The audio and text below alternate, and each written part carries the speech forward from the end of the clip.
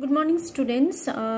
We were discussing US hegemony in world politics, and in our last class we have discussed some of the features of US dominance, like some of the examples, for example Iraq invasion, 9/11 attack and all. And we also have discussed what is hegemony. Hegemony means power, right? Hegemony means dominance, when one power is very powerful so that he can dominate others. That is called hegemony. So USA itself is a very powerful country and he is dominating the whole world. Now we will discuss, there are three different understanding of US hegemony in the world politics. What were those three factors, or those three different hegemonies of US. So number one is hegemony as a hard power. Now a hegemony as a hard power actually belongs to military. Okay, USA has a very strong military organization. No one can beat USA's military. USA's military is very powerful. American military dominance today is both absolute and relative. In absolute, the US today has military capabilities that can reach any point on the planet accurately and in real time, thereby crippling the adversary, while its own forces are sheltered to the maximum extent possible from the danger of the war. So USA has such capable military that the military of their own country, they can protect themselves from the war, but cannot protect others in that war. They were dangerous. They can kill anyone, but can protect themselves. So the military is very equipped. Military is very powerful. They are very trained. And the USA actually spends the US today spends more on its military capabilities than the next 12 powers combined. So the USA spends a lots of money on military. So if we can compare, US alone can spend a lot of money that the 12 countries combinedly expend in their military. So this is not only spending money and military, but there is a vast technological gap also. USA is much more advanced, much more developed in technology also. Like we have studied one example, smart bomb, right? Video game. When there was when they tried to protect Iraq, like Iraq invasion was there, right? So in that time, when actually not the Iraq invasion, but the video game or the computer, the first Gulf of War, when this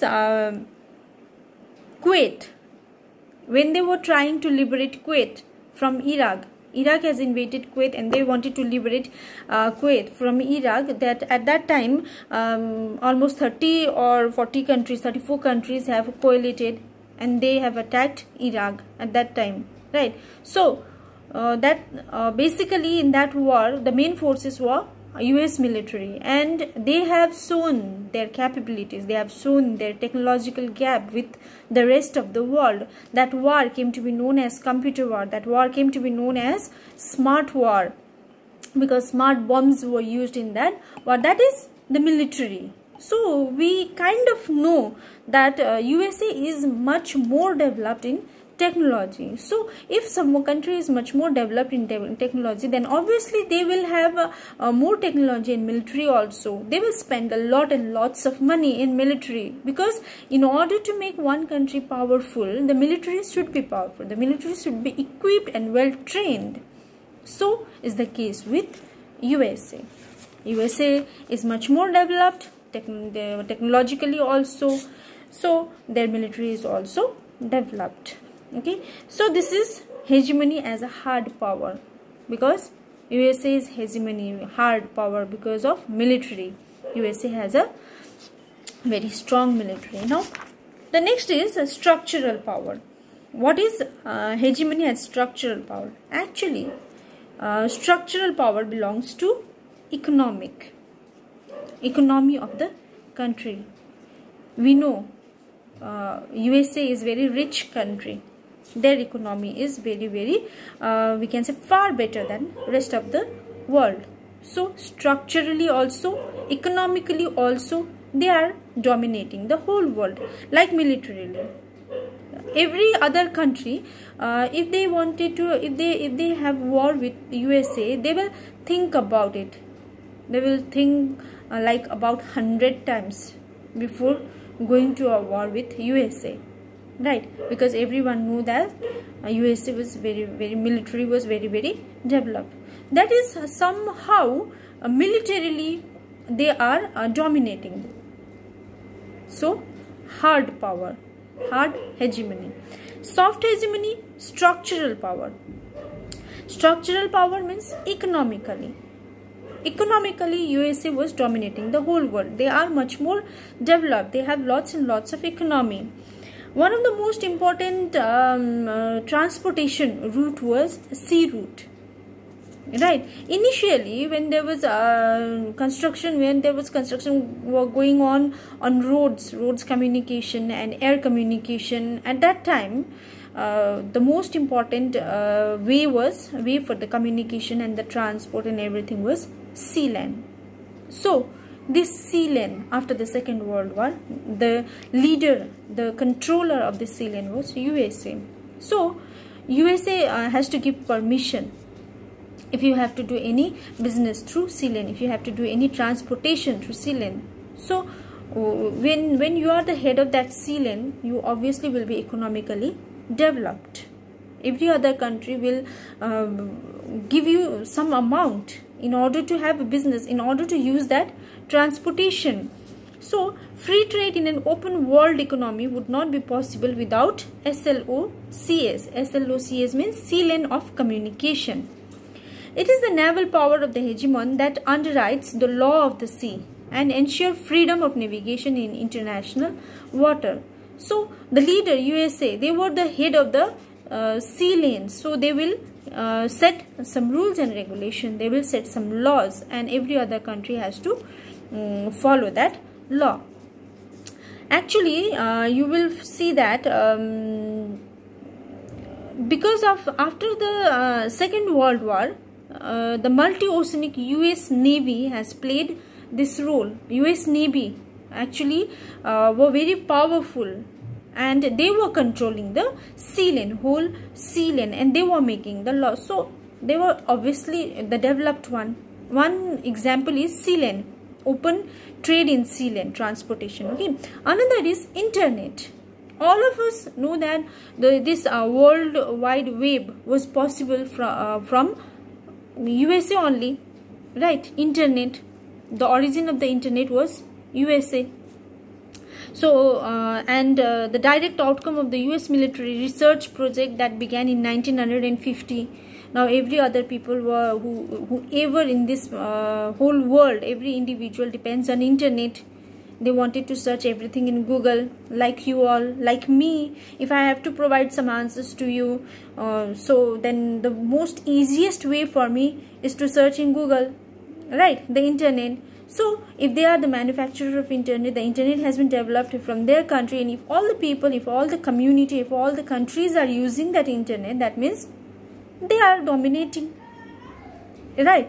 That is their product. Internet is their product, and all other people are dependent on their product. That means they are dominating, right? The US share of the world economy remains an enormous 24%. All over the world, whatever world's economy is there, 24% shares belongs to the US only. And World Bank, International Monetary Fund, and World Trade Organization are the product of American hegemony. This World Bank, Monetary Fund, World Trade Organization, WTO, IMF, all this, US is the permanent member of all this, and these are the product of US hegemony. Another structural power is that master's degree. in administration, because USA has already known that there will be business going on. Business studies will be the most prominent one. Business studies will be the most important studies in our near future. So they have developed a business study, MBA, Master in Business Administration. So the first business school in the world, the Wharton School at the University of Pennsylvania, was established in 1881. So this MBA degree has already started in USA in 1881. The first MBA course was initiated around 1900, and the first MBA course outside the US was established only in 1950. Look at the gap of the year. USA has already started this course in 1900, and after 50 years, 50 years only, all the other countries have started this degree, this MBA degree, Masters in Business Administration. So the gap, and this is the reason USA was dominating, because everyone at that time, whoever wanted to study business, they have to go to USA. They have to depend upon USA. If you are depending on someone, that means he or she is controlling you. So this is a structural hegemony. You can say military, now economy, and the last one is the soft power. Now what is the soft power? Soft power is ideological or cultural dominance. Ideology.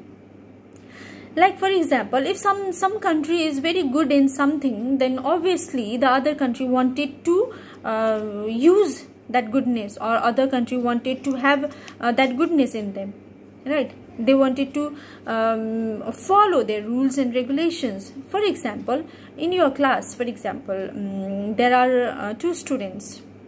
One is very good in studies and another one is okay type, but that another one is very good in sports and whatever other activities are there.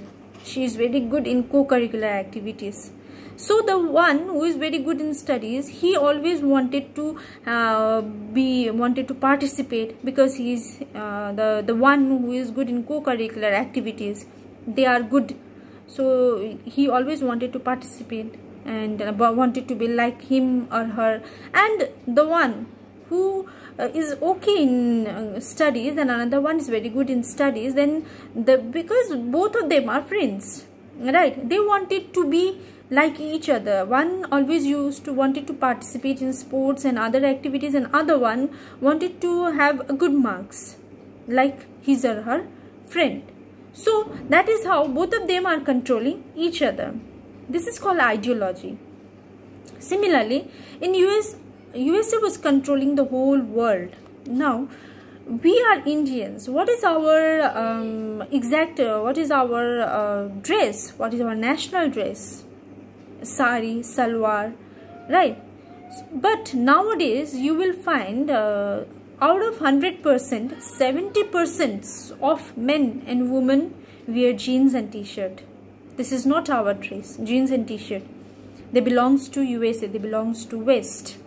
And we are utilizing their West. We are using the Western culture. We are comfortable in Western culture, right? Nowadays, people wanted to have a burger, pizza, McDonald's, right? That is not our food, but we like that food. That is also a Western culture. So, culturally, also, USA was dominating the whole world. So these are the 3 points you have to remember. Now, when we have started this chapter, the US hegemony, we have studied about three people, right? Aisha, Jabu and Andre. Aisha got terrorist attack.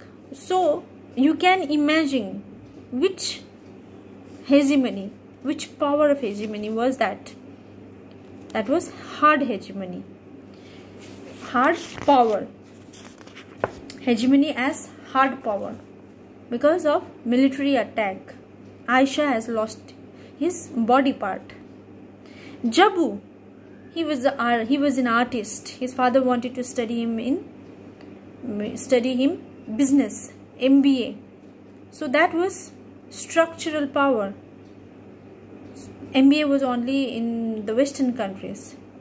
The business studies has been started by the Western countries. So Jabu, he was forced to study business. That is structural power. And the third one, blue jeans, Andrew, he has a fight with his mother, right, because he was wearing blue jeans.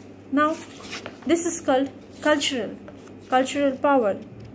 Actually, in USSR, initially before the disintegration of USSR, blue jeans was considered as a thing which the richest person used to have at that time. So that represents good life. Whoever is having good life, they can only afford good blue jeans. That was the thing during that period.